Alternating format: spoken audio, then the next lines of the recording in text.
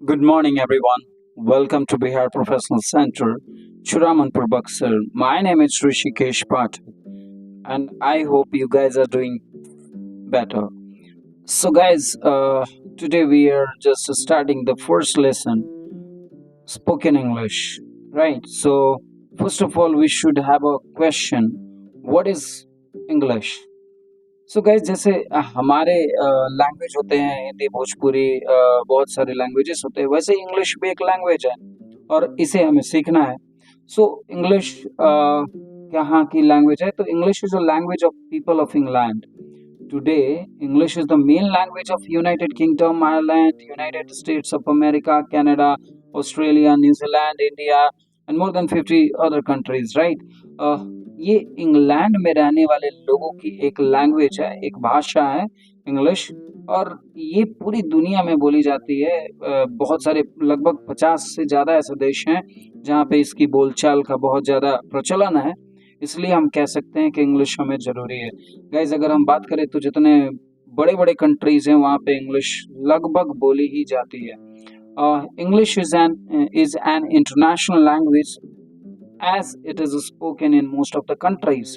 यह एक international language के तरीके से हमारे सामने रिप्रेजेंट होता है बिकॉज इसे बहुत सारे कंट्रीज में बोले जाती हैं और इसका रीज़न यही है दोस्तों, आपको पता होगा कि जो अंग्रेज होते थे वो पूरे दुनिया पे राज करना चाहते थे और वो कई देशों में गए और उन्होंने उस देशों पे 200 वर्षों तक वहाँ पे उन्होंने रहा, उन्होंने राज किया। सो वहाँ के पूरे कल्चर में उन्होंने इंग्लिश लैंग्वेज को भी पूरा इन्वॉल्व कर दिया। That's why English is famous in all over the world and we should know it, right? So guys हम नेक्स्ट बारी आती है कि व्हाई इंग्लिश इज रिक्वायर्ड, क्यों हमें इंग्लिश सीखनी चाहिए।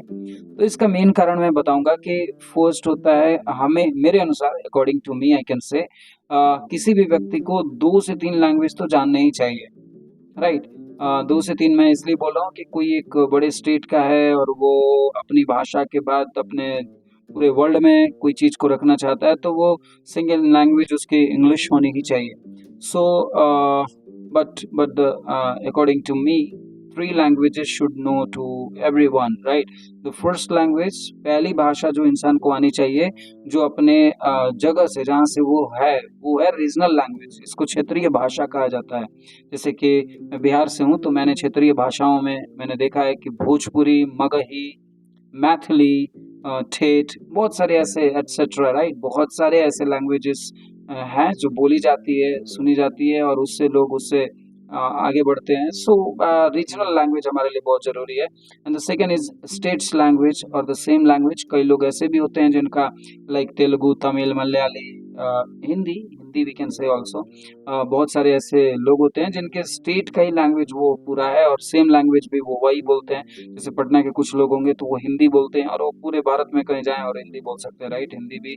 सो Hindi is the national language, मतलब अगर मुझे भारत में अपनी कोई बात को कहनी है तो मुझे हिंदी आनी चाहिए। For example our honourable prime minister Narendra Modi और बहुत सारे ऐसे मैं लीडर्स की बात करूँ तो दे स्पीक हिंदी और they put their views in front of the people in Hindi, right? वो हिंदी में ही अपने बातों को सबके सामने रखते हैं।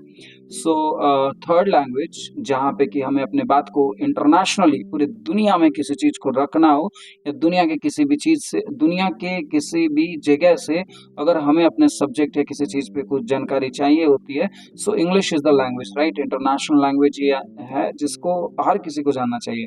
सो we should know 3 languages. First is regional language, second is national language, and third is international language.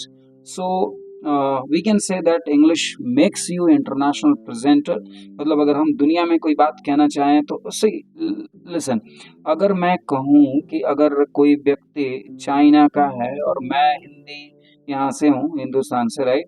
सो भारत के लोग अगर चाइना में जाएंगे तो वो चाइनीज़ नहीं सीख सकते उतना जल्दी से।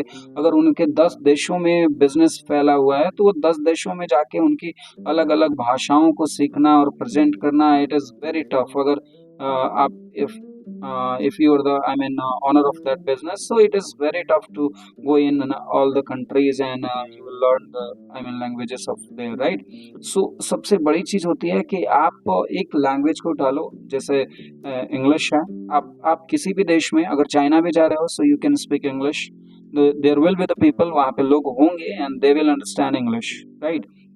आप इंडिया में अगर कोई फॉरेनर आता है तो आप देखते ही हो कि हमारे यहाँ जितने भी फॉरेनर्स होते हैं, और हम अपने गांव में या फिर कहीं पे भी देखें तो लोग इंग्लिश बोलने वाले होते ही हैं। सो अपनी चीज़ों को अगर हम पूरे वर्ल्ड लेवल पे, ग्लोबल लेवल पे किसी चीज़ को रिप्रेजेंट करना चाहते हैं, तो English is a good language. आप कई बार देखते होगे Russian prime minister, presidents, they speak in English. उन्हें जितनी भी बात रखनी होती है तो दे स्पीक इंग्लिश। सो सबसे बड़ी चीज होती है, why should we learn English, right, as a international language.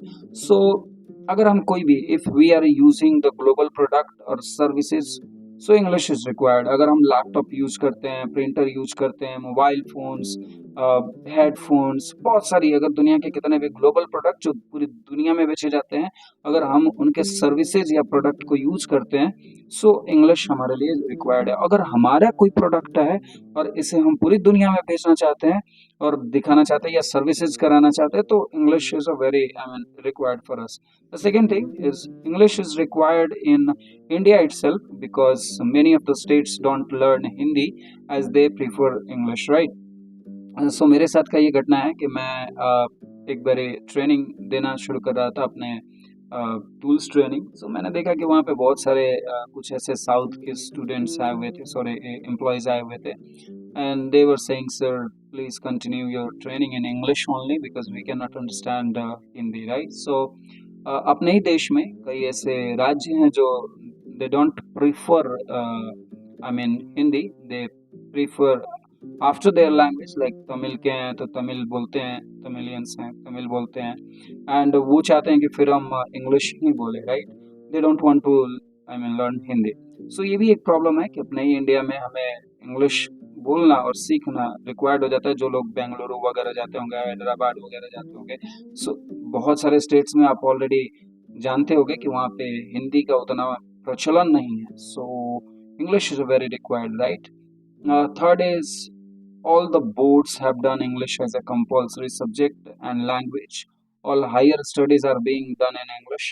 So बहुत सारे जितने भी हमारे CBSE, बहुत सारे जितने भी बोर्ड्स हैं, बुक्स हैं, वो सारे इंग्लिश में ही कम्युनिकेट करते हैं। English it is very required, right? और जितने भी हायर स्टडीज होती हैं, लाइक आप BCA, BBA, MBA, MCA, right, whatever, right, आप जो भी आप करते हो वो सारे हायर स्टडीज इंग्लिश में ही किए जाते हैं। और इसका रीज़न भी है कि अगर आपको बुक्स वगैरह, मटेरियल्स वगैरह या जितने भी चीज़ें चाहिए होंगी वो इंग्लिश में ज़्यादातर अवेलेबल होती है, बिकॉज जितने भी वर्ल्ड के कंट्रीज़ के जितने भी हमारे राइटर्स हैं, वो इंग्लिश में ज़्यादातर प्रेफर करते हैं लिखना, राइट?